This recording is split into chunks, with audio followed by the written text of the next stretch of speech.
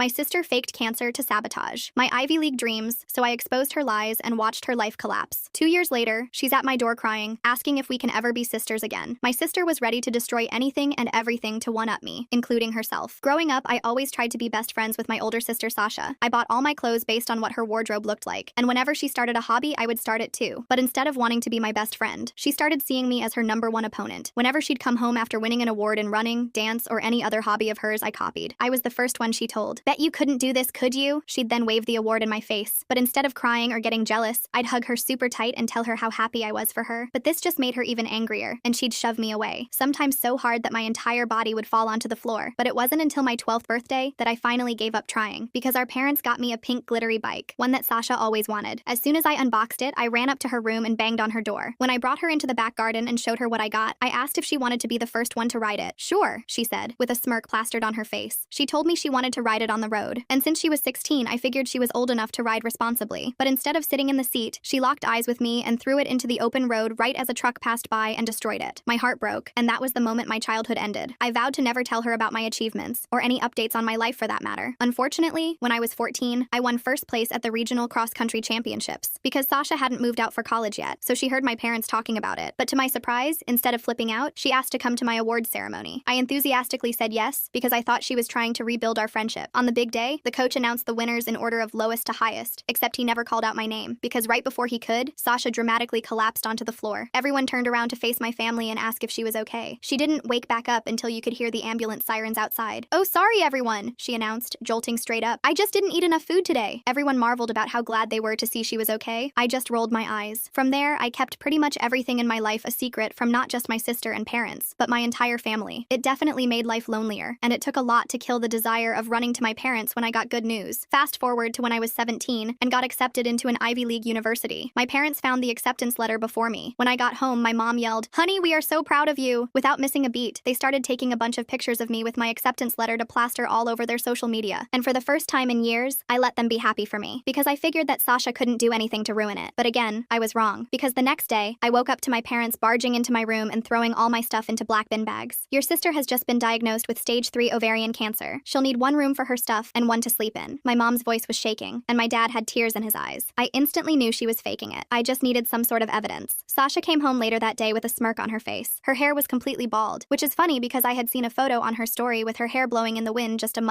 weeks back. Still, she lied down and slept, said the cancer was tiring her out. That night, I cooked her favorite meal, luring her into delusional security. After 2 weeks of me sleeping on the couch, Sasha hosted a party to commemorate her own bravery. She invited everyone we knew, including some girls from my class. Perfect. Halfway through, I tapped on my Fanta glass